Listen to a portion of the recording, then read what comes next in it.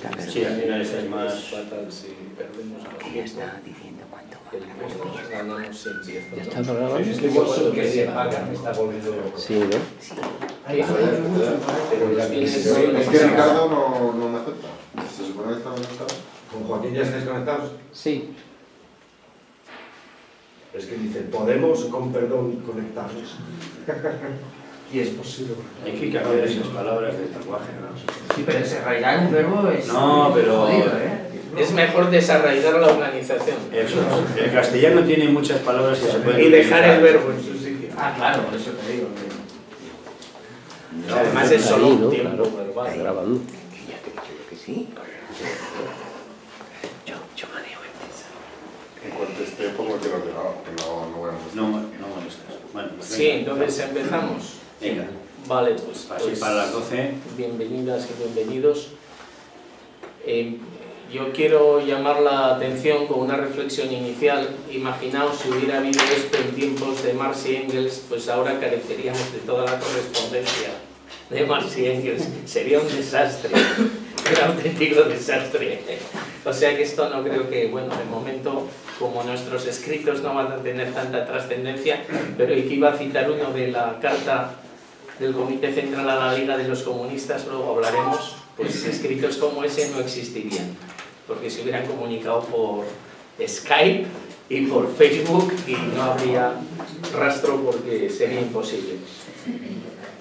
La verdad es que creo que el punto inicial de cualquier discusión que tengamos de perspectivas es el reconocimiento de la situación objetiva, el ser conscientes de que estamos ante la mayor crisis de la historia del sistema económico capitalista y que por lo tanto probablemente la mayor paradoja de esta situación es que no es cuestionado como sistema, salvo por una pequeña parte de la izquierda, por una pequeña parte de los activistas. El sistema está haciendo agua por todas partes, llegando a una situación límite.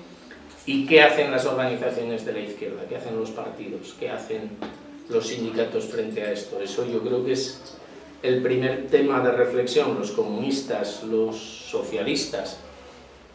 Ahí tenemos, ya que nos toca de cerca, y eso que voy a moderar el lenguaje para que no me pase como a Cayo Lara, que luego publiquen una intervención mía diciendo no sé qué de Paco Frutos, con lo bien que me cae a mí. Los herederos de los eurocomunistas no solo no están siendo capaces de entender la crisis que estamos viviendo, sino que ni siquiera la detectan, o sea, no son capaces de caracterizarla. Es como si hubiera un terremoto y piensas que te has dejado la lavadora encendida y es la fase del centrifugado. Y después, chico, hay bastante diferencia. O sea, no se trata de que hay una serie de cuestiones que funcionan mal, es que están temblando los cimientos del sistema y no hay una correlación entre una cosa y otra. Eso es algo que caracteriza nuestra época.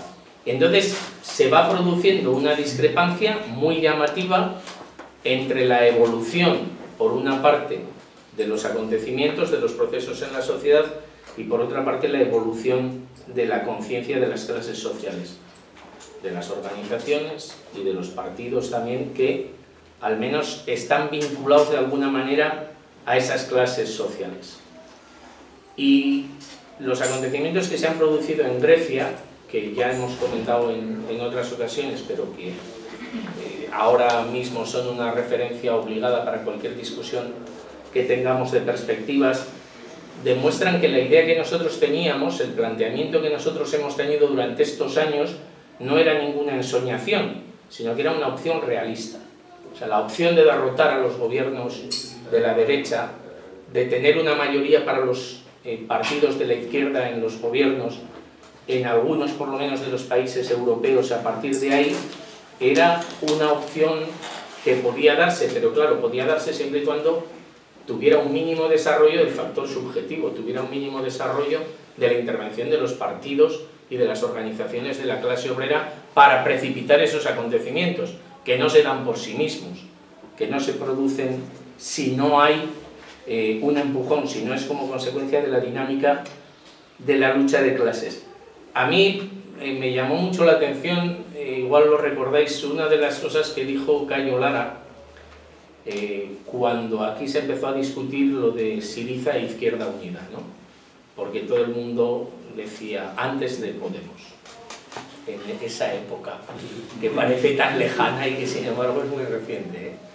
Antes de esos tiempos, antes de que Sauron intentase de nuevo recuperar el terreno, se decía mucho que teníamos que ser la Syriza española, ¿no? Izquierda Unida. Y entonces Cayo Lara, cabreado un día me parece que era un consejo político federal, dijo, bueno, yo no sé por qué todos decís eso, realmente lo que habría que decir es que Syriza es la Izquierda Unida griega, ¿no? Porque nosotros somos los que estamos marcando el camino. Bueno, pues se equivocó un poco, solo un poco, en las trayectorias que siguieron a partir de entonces Syriza, porque esto era antes de que le hubieran ganado las elecciones en Turquía, ¿eh? O sea, estoy hablando de hace año y medio o 2 años de esta situación.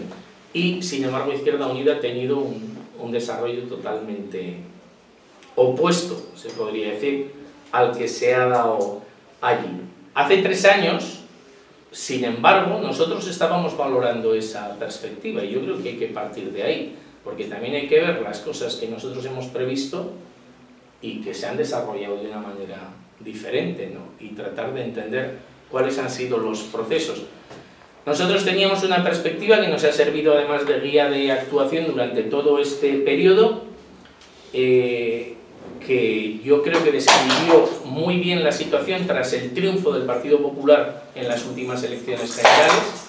Si os acordáis, nada más ganar el PP, todo el mundo estaba desesperado. Qué desastre con esa situación de crisis y esa victoria aplastante de la derecha, porque lo que más suele costar a la gente en general y por desgracia también a la izquierda en particular es entender los procesos de cambio en la toma de decisiones de las masas, esos movimientos que se producen y que muchas veces se reflejan muy bien en el terreno electoral. No es el único terreno en el que se reflejan, porque también se reflejan en las movilizaciones o en otros ambientes sociales, pero desde luego en el terreno electoral a veces se producen esos grandes desplazamientos y cuesta mucho entenderlos. Y ese triunfo del PP nosotros precisamente dijimos que era un triunfo pírrico y era la primera vez que lo planteábamos así, porque claro, todas las sectas cada vez que ganaba la derecha decían que eso preparaba la radicalización, el enfrentamiento y los gobiernos tipo Kerensky. Claro, eso pues alguna vez a lo largo de la historia aciertas, ¿no? Si lo dices durante un par de siglos.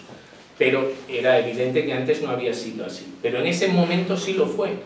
Y además la demostración fue muy rápida, las elecciones autonómicas andaluzas. Las elecciones autonómicas andaluzas frenaron al PP y abrieron una enorme oportunidad para Izquierda Unida. Y esa es una cuestión que ahora que está cerrado ese ciclo, nosotros no podemos dejar pasar desapercibido, porque la gente además retrocede muy rápido, porque Alberto Garzón y Maillo, la noche de las elecciones, reconocieron que era por participar en el gobierno. Ahora no, ahora solo es un factor entre muchos y además no fue por participar, sino por no vender bien la participación, ¿no? Pero, o sea, qué cosas se dicen cuando uno está al borde de la muerte, ¿no? Y luego te arrepientes, como los pecadores. Y eso es lo que les ha pasado a estos. Pero se abría una oportunidad enorme, ¿por qué? Porque el triunfo del PP era un triunfo con pies de barro, y eso se había visto, y también el del PSOE era un triunfo con pies de barro si hubiese tenido alternativa.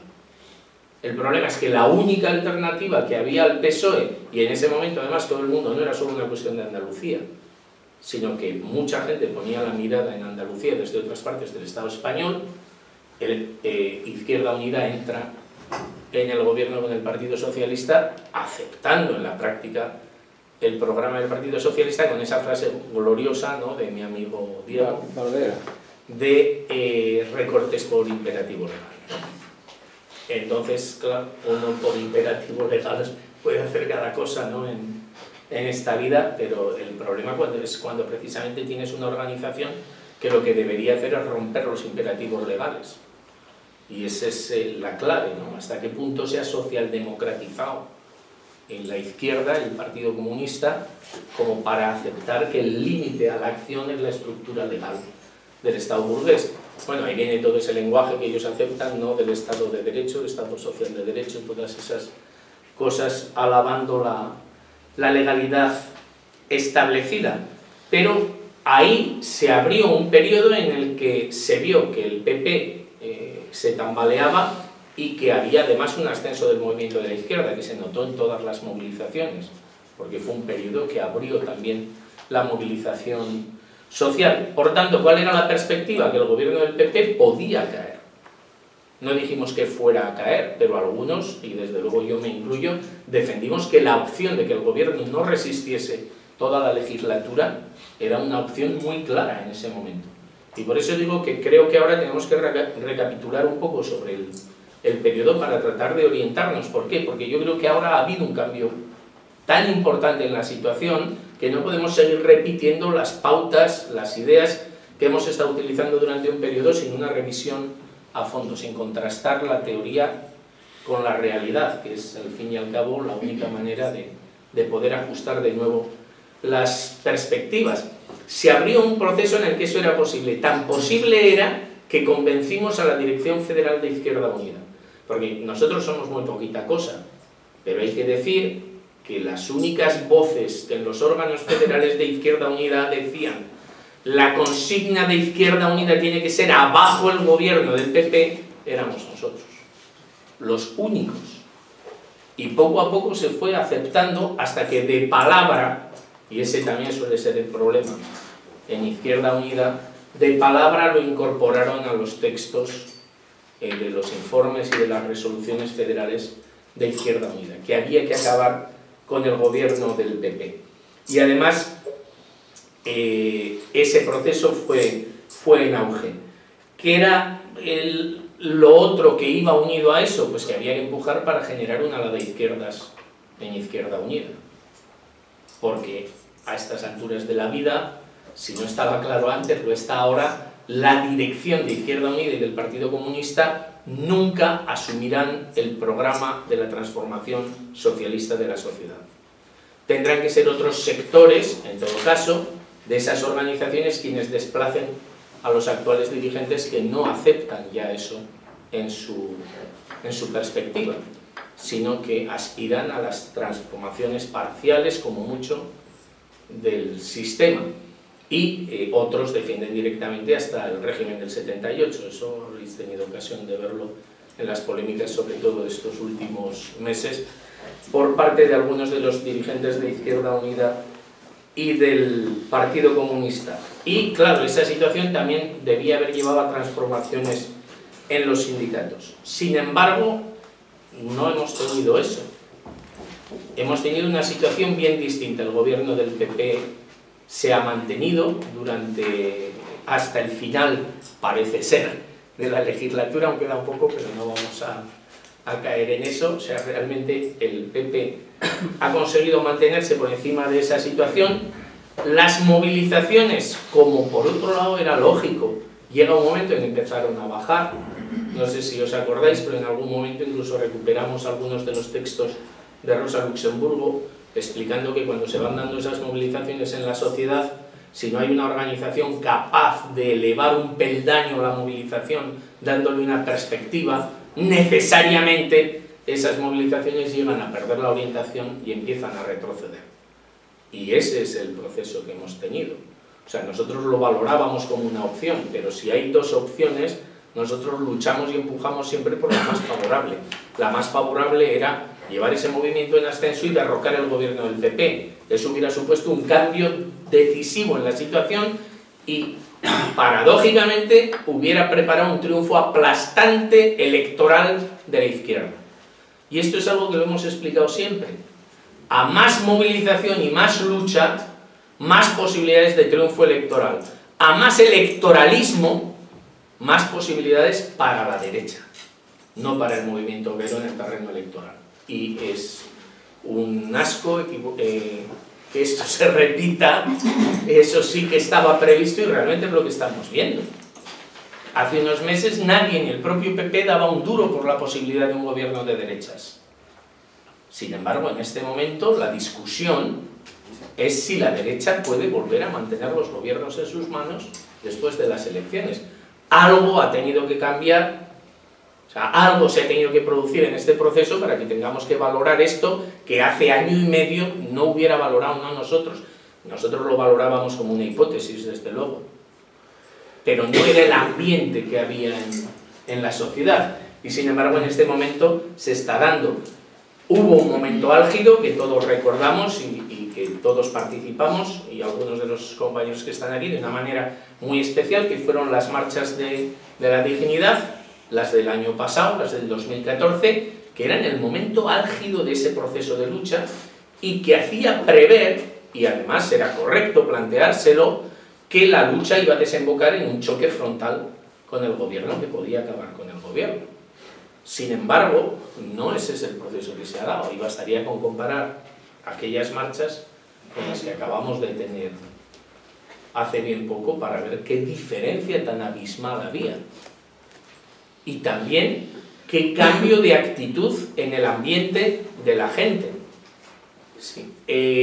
Ese ambiente de vamos a acabar con el gobierno a apostarlo todo por las elecciones, que ha sido el ambiente posterior a las elecciones europeas. Es decir, las elecciones europeas son una llamada de atención, más que una llamada de atención, una sacudida, pero nadie saca conclusiones de esas elecciones. Parece increíble. O sea, parece... yo me asombro, ¿no? Pero repasas lo que está escribiendo todo el mundo desde entonces, y lo mismo digo, hoy debía haberla traído. Yo acabaré enseñándoos una foto de la Dirección Federal de Izquierda Unida en la noche electoral, porque yo estaba en Olimpo, que nunca en mi vida había ido, pero como iban a estar Javi Couso, Marina y toda una serie de gente nuestra allí, y nos habíamos jugado mucho, pues acepté ir a Olimpo por la noche electoral. Y un compañero hizo una foto de todo el grupo, Cayo Lara y otros dirigentes federales, y me la dio porque yo salía en la foto también, en el momento de estar viendo en la pantalla la proyección de los resultados electorales. Es acojonante. Están muertos. O sea, es una cara de, o sea, de decir, esto es Marte o Plutón. O sea, pero no es la Tierra, ¿dónde estoy? O sea, es tan acojonante que me prohibió que difundiera la foto. No, porque era el compañero fotógrafo de Izquierda Unida, y me dijo, te doy la foto para tu archivo personal y para cuando publiques en el futuro, y digo, desde luego que la usaré, ¿no? Dice, pero ahora no la uses, porque si la sacas la van a usar contra Izquierda Unida, porque es tan evidente, o sea, es tan gráfica, que no dejaba lugar a ninguna duda. Pero unos minutos después ya no era así, y al día siguiente ya había cambiado, y poco después era la maniobra de la derecha que ha prefabricado a Podemos en los consejos de administración de la banca, más además unos resultados fantásticos de Izquierda Unida. O sea, pocas horas después los resultados que habíamos tenido en las europeas eran fantásticos, y como me dijo Cayo Lara a mi cara, ¿no?, hablando con él, me dijo, los que habéis teorizado la derrota de las europeas tenéis la culpa de la evolución que ha llevado Izquierda Unida. En realidad debemos ir a un psicólogo, porque no es un problema real, es un problema psicológico, por lo visto, en Izquierda Unida, ¿no?, que hemos confundido una gran victoria electoral con un batacazo. Y bueno, pues yo creo que es justamente al revés, porque como pasa tantas veces, lo que importa no son solo los datos, sino lo que debería haberse dado y las expectativas generadas. Una de las mayores derrotas de Izquierda Unida fue uno de sus mayores éxitos electorales, cuando estaba Anguita al frente, que también era muy dado a esto, y con aquella perversa teoría del sorpaso de las dos orillas, lo que provocó fue un desánimo generalizado, porque el resultado que se esperaba era derrotar al PSOE en las elecciones, y eso también frenó el desarrollo. Pero ahora, bueno, es incomparable, porque las encuestas iban dándonos menos diputados conforme pasaban las horas. O sea, y allí, en la noche electoral lo dijimos, si llega a durar la campaña una semana más, no sale Marina de eurodiputada. O sea, es que íbamos retrocediendo por momentos. Podemos iba subiendo y nosotros íbamos cayendo. Entonces, claro, no ver eso es no ver nada. ¿Pero por qué no pueden ver eso? Porque si aceptas eso, tienes que aceptar que la dirección de Izquierda Unida y del PC nos llevaron a un desastre. Tienes que aceptar, como decía esa periodista tan graciosa, en eso, por lo menos el otro día, ese artículo que sacaban que entrevistaban a Carlos, entre otros con nuestro buen amigo José Antonio, con ideas muy similares sobre la valoración de la situación, en la que decía Podemos es el hijo de Billy Meyer. Y realmente es en parte, o sea, resumiendo mucho, se podría decir, en última instancia, Podemos se presentó a las elecciones porque era un objetivo innegociable que Billy Meyer encabezaba nuestra candidatura. Y eso ni se podía someter a primarias. Ahora las primarias son religión del imperio. Pero en aquel momento era sacrilegio, o sea, era anatema. Y no solo Billy, ese es el error de la periodista. Paloma López formaba parte también de eso. ¿Por qué?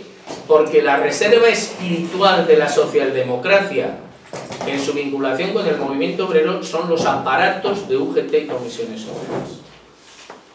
Y en este caso, la alianza con el aparato, no con la militancia, sino con el aparato de comisiones obreras, era también una de las cuestiones sagradas en esa competencia electoral.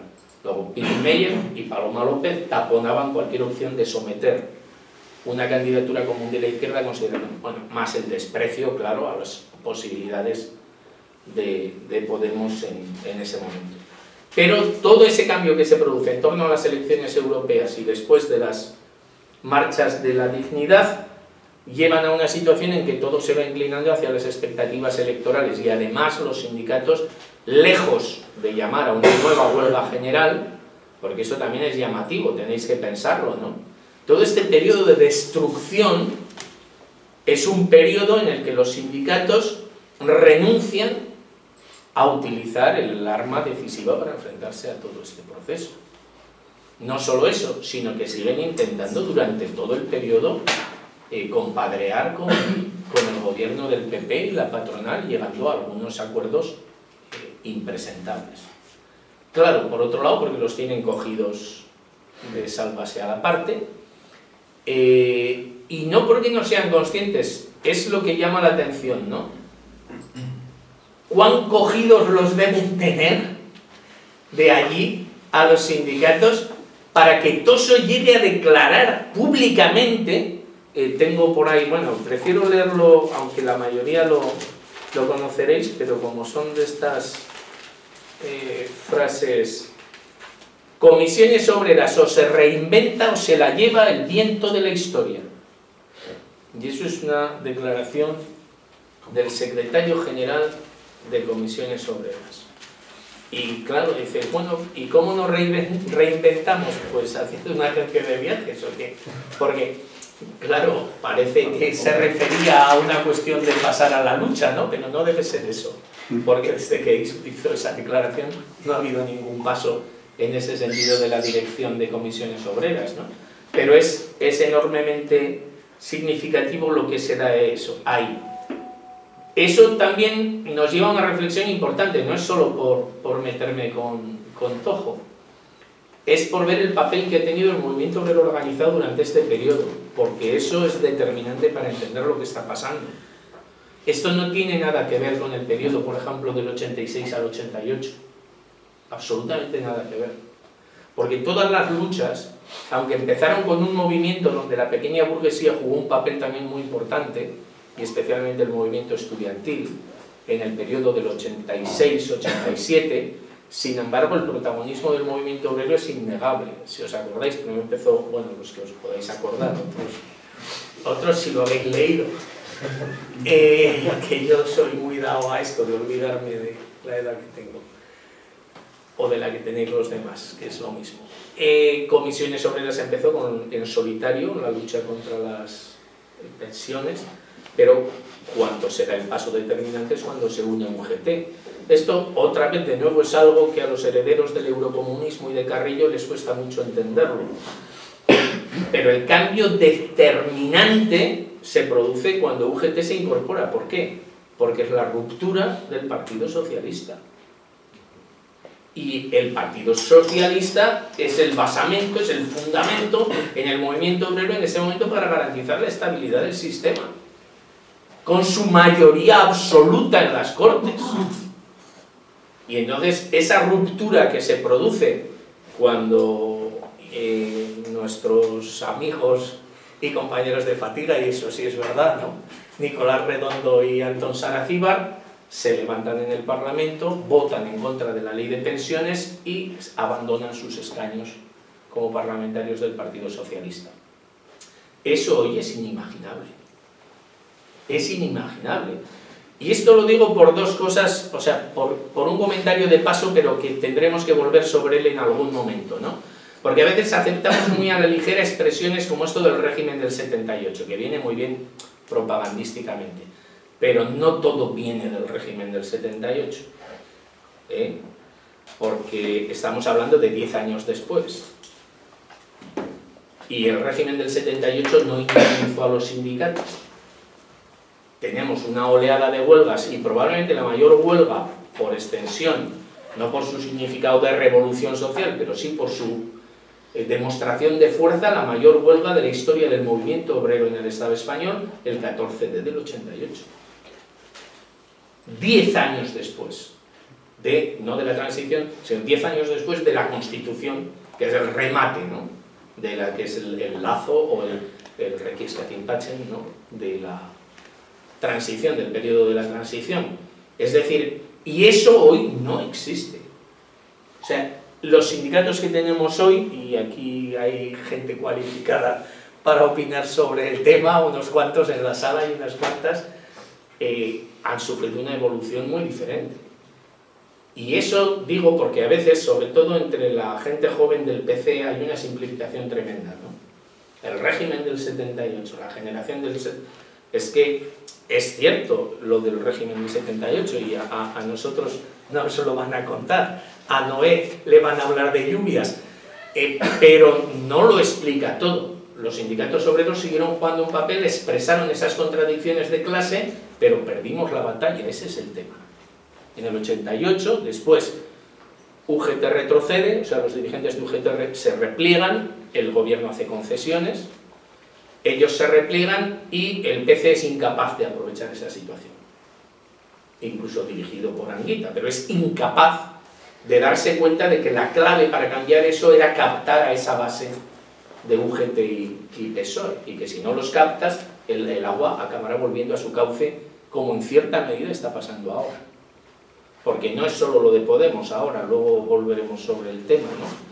Es lo de Podemos y es lo del PSOE. O sea, Izquierda Unida no solo es un tema de mirar hacia Podemos, sino en el caso de Andalucía, por ejemplo, haber permitido que el PSOE mantenga ese electorado es un fracaso de Izquierda Unida. Y eso es también algo que siempre tiene que tener en cuenta y sin embargo se habla muy poco. Hoy en día los sindicatos se puede afirmar sin ningún lugar a dudas que son una prolongación del aparato del Estado. La política que llevan la dirección de UGT y comisiones obreras es una política de estabilidad del sistema y fundamentalmente es eso. Más allá de los seres, de si les pagan, de si no les pagan, o sea, todo eso, digamos que eso es secundario ante el tema decisivo, que es la asunción de un determinado papel. Y el papel que asumen es que son una institución de la sociedad. Pero es que eso se ve así también, por ejemplo, en la dirección de Izquierda Unida. O sea, cuando los dirigentes de Izquierda Unida hablan de los sindicatos, hablan de ellos como... Y cuando nosotros criticamos la política sindical, dicen, no podéis criticar la política sindical, es su terreno, y es lo que tienen que hacer. Ellos tienen que ver la situación cotidiana y dices, ya, claro, esta es una discusión tan vieja como la propia existencia de los sindicatos, incluso antes, ¿no? Se viene discutiendo esto. ¿Eso qué ha permitido? Pues ha permitido no solo que el gobierno del PP no cayera, ha permitido también que el PSOE tenga una cierta estabilización. No sé cómo llamarlo, porque hay que buscar bien las palabras, porque mejora, tampoco se puede hablar de mejora, al menos de momento, pero sí se puede hablar de que se ha estabilizado, de que ha evitado que la caída siguiera prolongándose Y en el caso de Andalucía se ha metido en un lío, con los resultados electorales, digo, porque ahora lo tiene muy complicado, pero es indudable que también frenó su caída, cuando su caída en Andalucía podría haber sido determinante. Es decir, muy distinto del proceso del PASOK en Grecia, por ejemplo, pero también porque se le ha dejado el hueco para hacerlo. Porque, claro, el sistema tiene que recurrir a esas cosas en la medida en que le achuchas. Teníamos una discusión hace mucho tiempo que siempre me parece interesante sobre las opciones o no de un gobierno de salvación nacional, ¿no? De un gobierno, la gran coalición, PSOE-PP. ¿Para qué quieres tú una gran coalición si no hay riesgo? Claro, tú utilizas, dices, me queda un cartucho o dos, y dices, los voy a disparar para ver cómo suenan. Hombre, no me fastidies. Los dispararás si hay riesgo para tu vida, ¿no? Y si no, procurarás mantener la pólvora seca, como diría Cromwell, ¿no? Y esperar, a ver.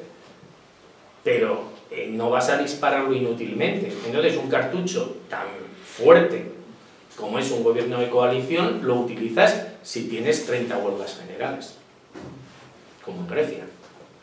Si estás en riesgo. Pero si no estás en ese riesgo, puedes permitirte otras cosas como están haciendo ahora, de intentar una recuperación. No se puede descartar como una perspectiva futura, pero no me quería meter ahora por ahí. Porque nos interesa ir también al tema de Izquierda Unida. Y Izquierda Unida en este momento está destrozada. Y eso es...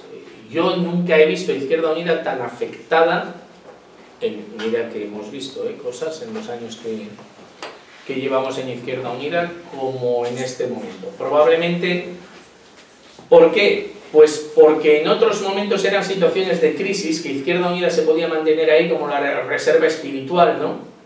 Como la última oportunidad, el tarro de las esencias, y justificar todo por el aislamiento del movimiento, pero es que ahora no es así, es que ahora se produce una discrepancia enorme entre las posibilidades que tenía Izquierda Unida y lo que le está pasando.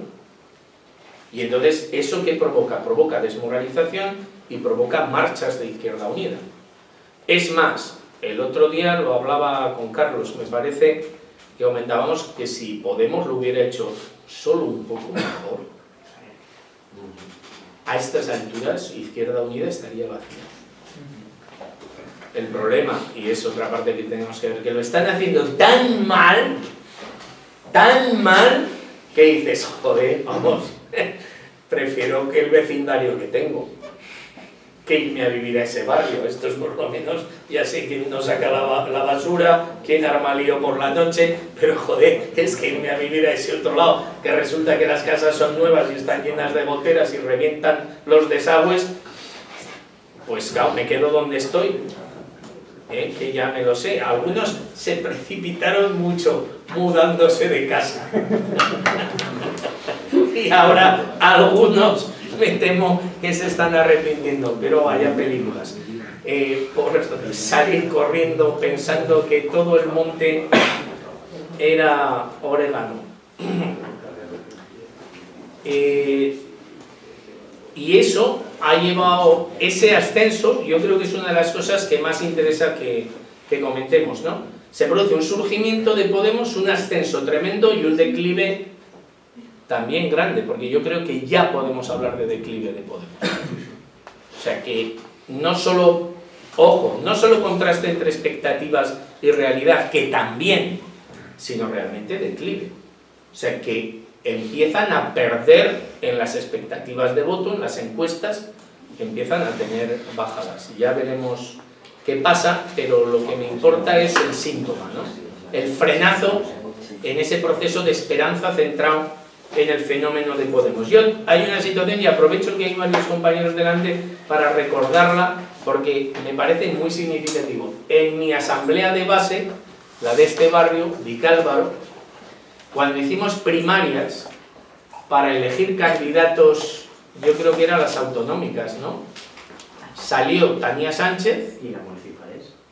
No, bien, eso, pero para las autonómicas, era para la lista autonómica, quiero recordar. Salió la mujer más votada, Tania Sánchez, el hombre más votado, Pablo Iglesias. En mi asamblea de Izquierda Unida. Yo propondría repetir hoy la votación. iba a tener estos votos. Claro, pero porque en ese momento la esperanza alcanzaba incluso a la militancia de Izquierda Unida, porque muchos dijeron, ya que no lo hacen los míos, si por lo menos lo hacen estos, esto va a provocar una sacudida, una unidad. El problema es que algunos se quedan ahí, ¿no? Como Monereo y los demás, siguen ahí pensando que algo que ya ha pasado, es esa oportunidad, ya se ha perdido, o sea, ya no es así. Ya ha quedado claro que Podemos no está reemplazando la falta de giro a la izquierda de Izquierda Unida, que es otra cosa. Y eso es lo que hay que ser capaces de analizar si queremos desenvolvernos a partir de ahora. Para ni tener una postura sectaria estúpida, pero tampoco tener una postura que refleja nuestros deseos y no la realidad, como el caso de Anguita, ¿no? Anguita... ahí, por ejemplo, fue una declaración el otro día, bueno, que a esta autoridad, de qué ilusión me hace que gane Pablo Iglesias, todas aquellas cosas que decía, me siento representado, claro, en fin. Pero incluso ahora lo dice en un artículo que salía ayer o antes de ayer, no sé, decía que ¿cómo era? Que Podemos ha hecho lo que no hizo IU o algo así, ¿no? Es falso, es falso. No, ha ocupado el hueco que dejó IU. Eso es muy distinto. No es una cuestión de sutileza semántica, ¿eh? Es muy distinto hacer lo que no hizo IU que ocupar el hueco que dejó IU. Porque eso lo puede hacer el agua, ocupar un hueco, sin conciencia. Claro, es un fenómeno, es un proceso natural que se desencadena. En cambio, para hacer lo que otro no hizo, hay que ser consciente y hacerlo conscientemente, tener un plan. Y no es así. O sea, Podemos ha ocupado el vacío que dejó Izquierda Unida por la ley bien conocida por todos los presentes de que la naturaleza, pues que la política como la naturaleza aborrece el vacío. Y cuando se crea un vacío, la tendencia es a que algo lo ocupe, ese vacío. Y es el proceso, salvo que lo mantengas artificialmente, y ese es el proceso que hemos vivido ahí. Esa rápida descomposición de Podemos tiene que querer decir algo también de la inconsistencia de esta organización, y no solo de la inconsistencia de Podemos, también de la volatilidad, de la variabilidad del ambiente social. Y eso me importa mucho más que lo de Podemos. Me importa mucho más, porque si la situación es inestable, lo seguirá siendo. Y si se ha inclinado rápidamente en un sentido, puede inclinarse rápidamente en otro. Tú no puedes, claro, cuando un pilar está estable, pues el juzgar que se caiga exigirá de análisis muy rigurosos, meticulosos y en fin, sometidos a distintos fenómenos que pudieran influir para tumbar eso. Pero cuando algo está como un tentempié, inclinándose peligrosamente en cualquier sentido, en cualquier dirección, pues lógicamente se inclinará en un sentido y posteriormente se inclinará en el contrario. Porque lo que quiere decir es que no encuentra el equilibrio. Y eso es exactamente lo que pasa en este momento a las clases sociales en nuestra sociedad. Especialmente a la clase obrera y a la pequeña burguesía. No solo, pero especialmente a la clase obrera y a la pequeña burguesía.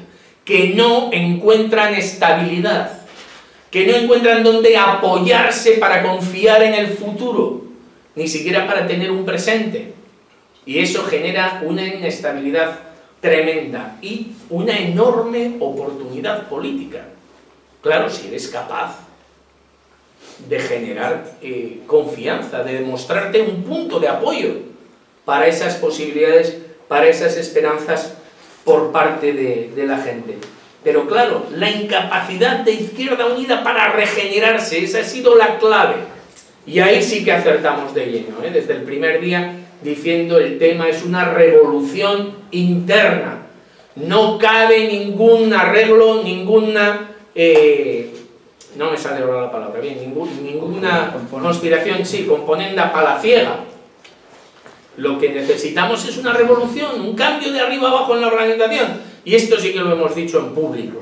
Y con cierto éxito, porque luego mucha parte de la base, aunque no vean muy bien la trascendencia ni de dónde proviene, que como no tenemos copyright nos da igual, lo importante son las ideas, pero ahora sí que hay mucha gente que dice, es que en Izquierda Unida lo que necesitamos es una revolución.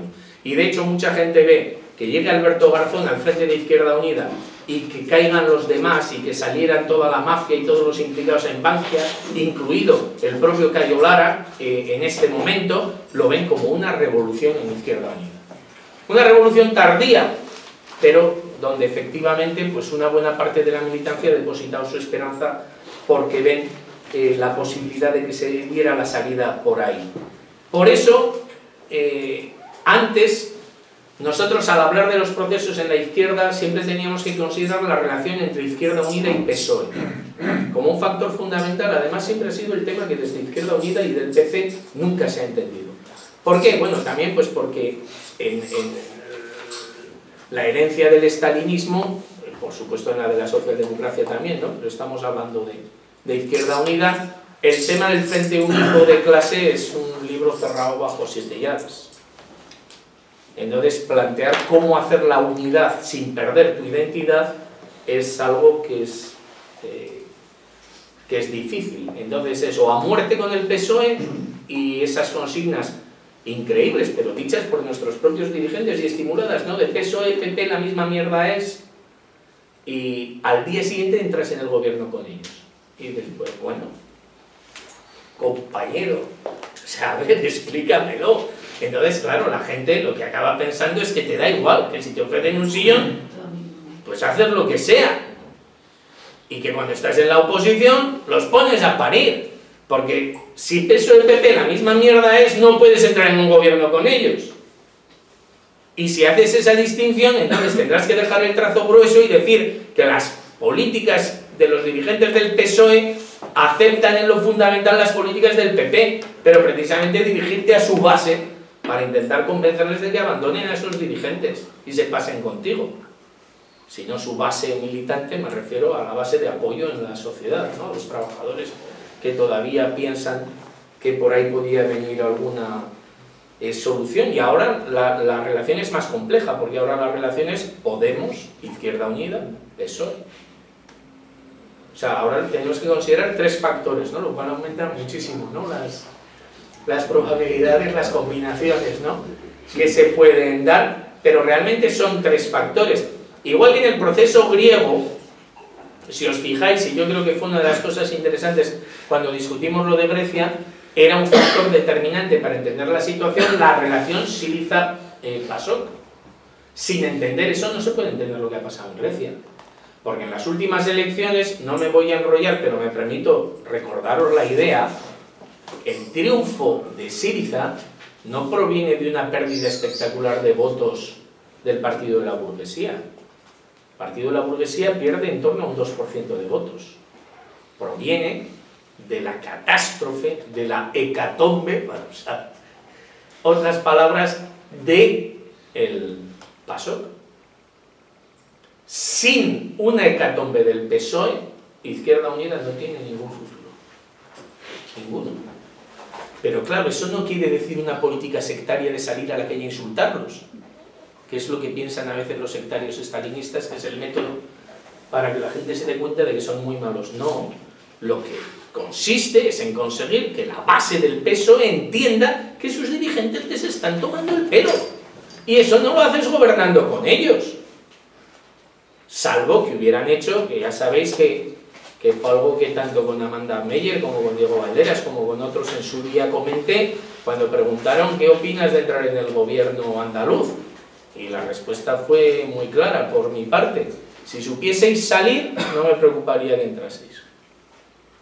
Hasta podría estar bien, porque entras, propones una serie de medidas, llegas a una serie de acuerdos, sales todos los días en la tele recordando que las medidas no se están cumpliendo y a los 6 meses te vas del gobierno montándoles un pollo porque no han cumplido las medidas que formaban parte del compromiso de tu entrada en el gobierno.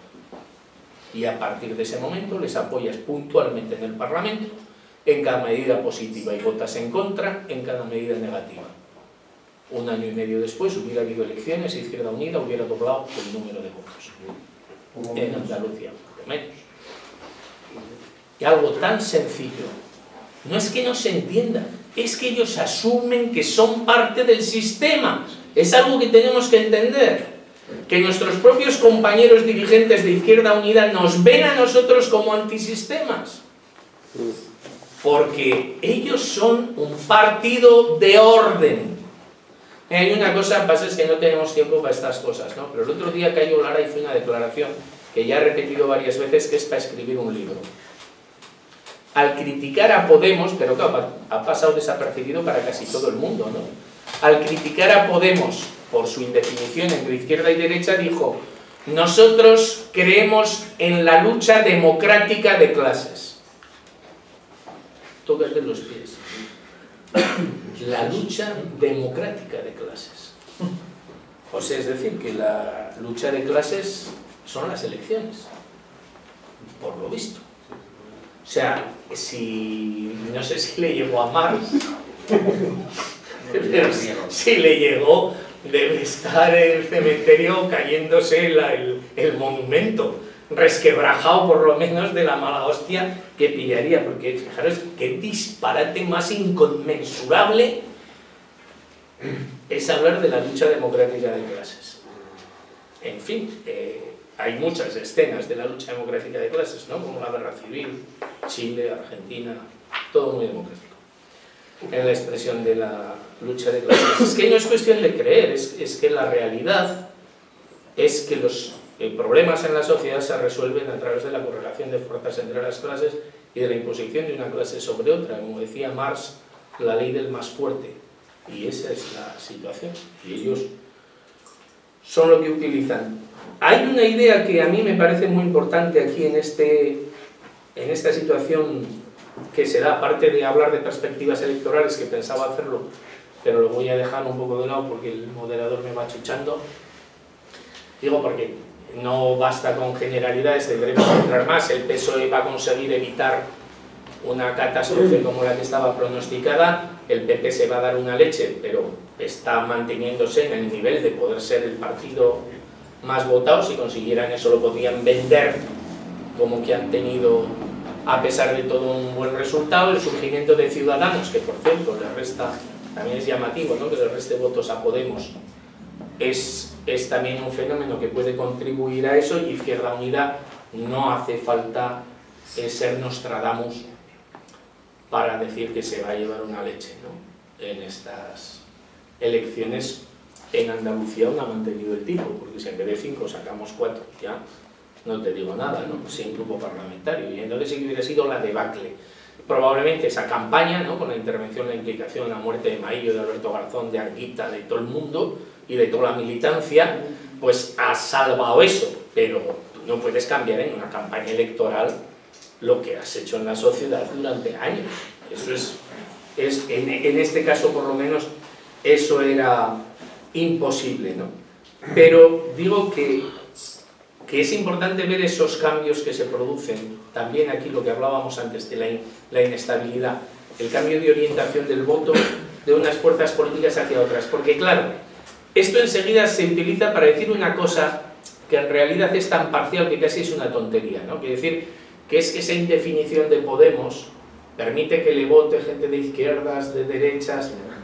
Es que es la inestabilidad social lo que provoca eso. Es que la gente está buscando salir desesperadamente. O sea, y mucha de esa gente está buscando a quién votar, dónde poner una confianza para que las cosas se arreglen. Y eso puede provocar cambios bruscos.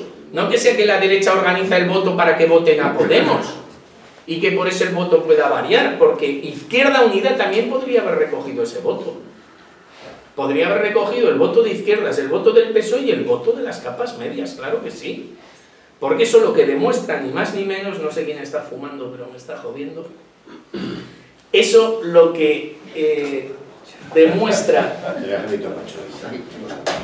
No, es que me llega a la garganta mientras hablo y tengo una especie de alergia al tabaco, perdón. Los fumadores. Digo que es una característica de la crisis, la inestabilidad. Y eso debería servir para aprovecharlo, para saber que podríamos utilizarlo en nuestro favor.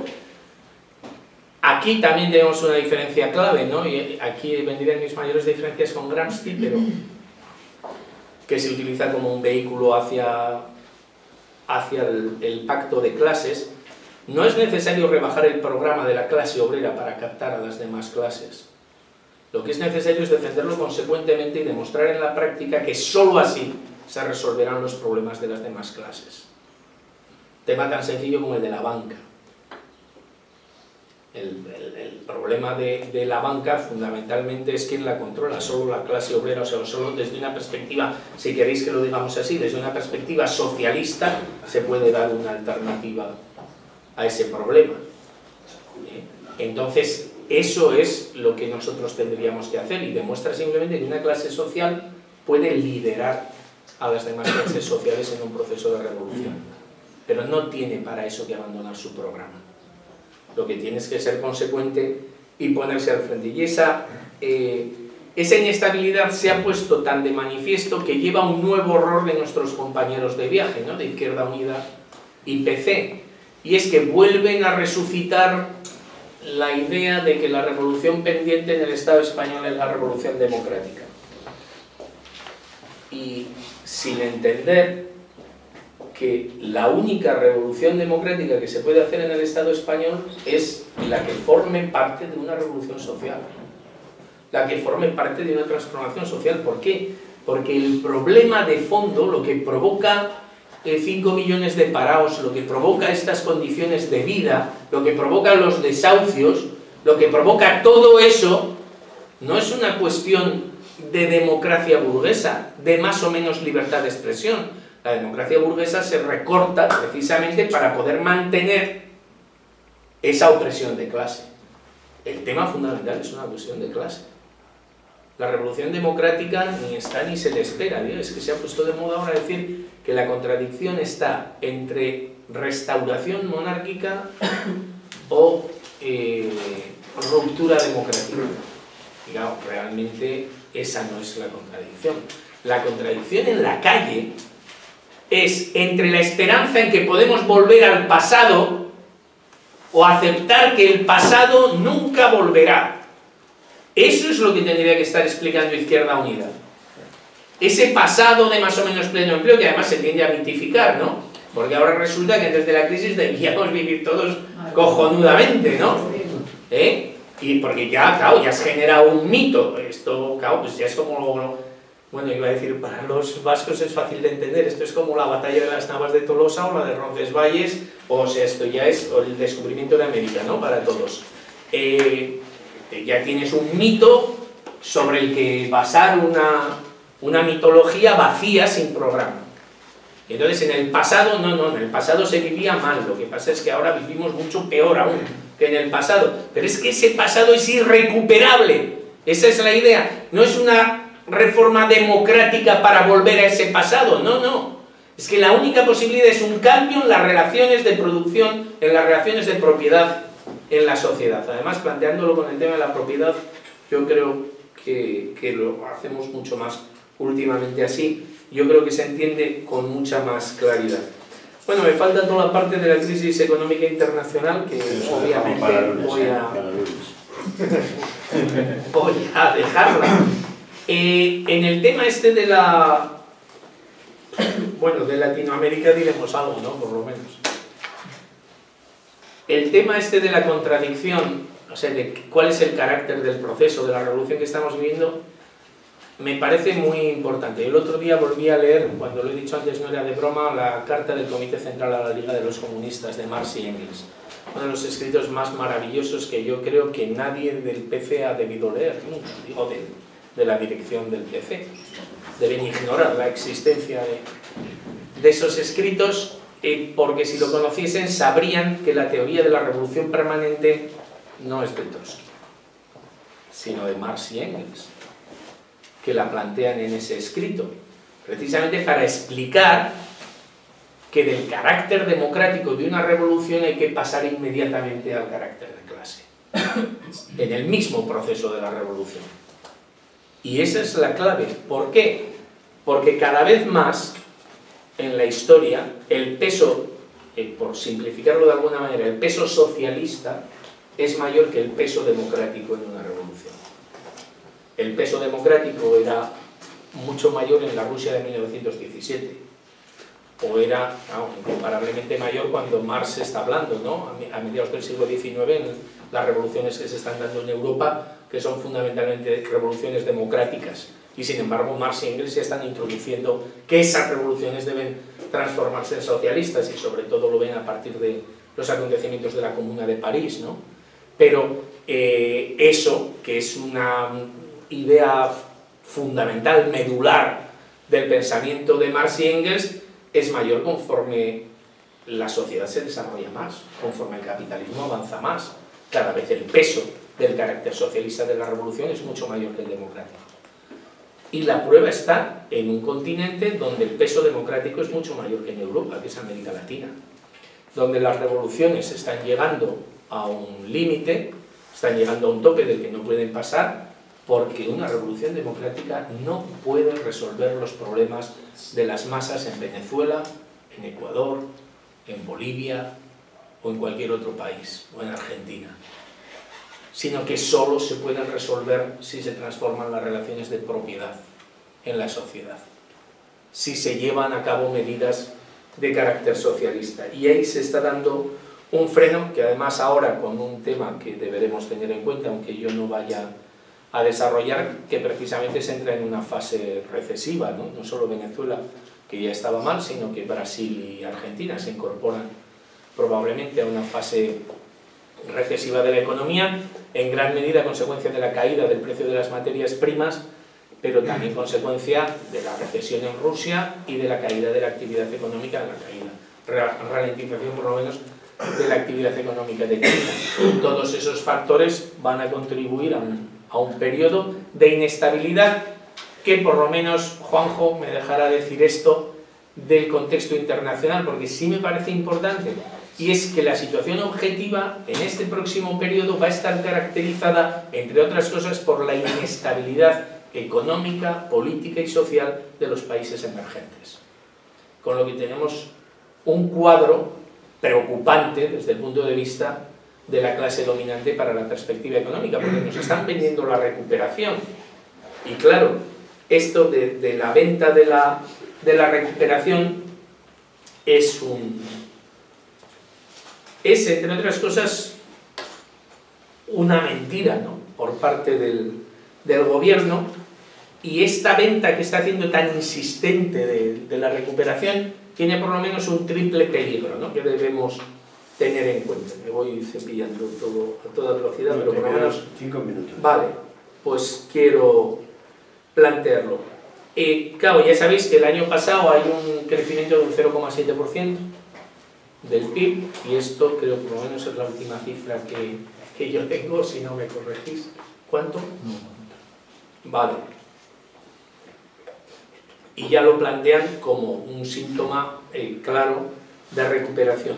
Pero primero hay una serie de trucos en esto, y es algo que debemos tener en cuenta, ¿no? Daban, no sé si los datos que yo tengo son correctos, pero la tasa interanual, por ejemplo, es el único que tengo aquí, la tasa interanual de ocupación en el cuarto trimestre había crecido en un 2,5%. Y sin embargo el PIB un 2% en ese mismo trimestre.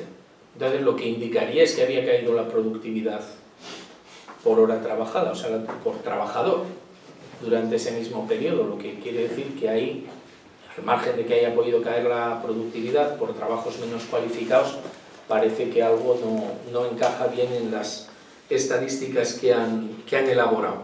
Pero al margen de que se esté dando esa creación de empleo, el deterioro de las condiciones de trabajo va en aumento, o sea que ahí no hay ninguna recuperación, sino al contrario, las condiciones de existencia son peores, aumenta la percepción de la diferencia entre ricos y pobres, porque lo que se está saliendo cada día más es como los ricos se han forrado mientras siguen los escándalos de los robos, como de Rodrigo Rata, según la prensa británica, ¿no? Ha sido la que está, sí, es que no sé si era británico o americano, era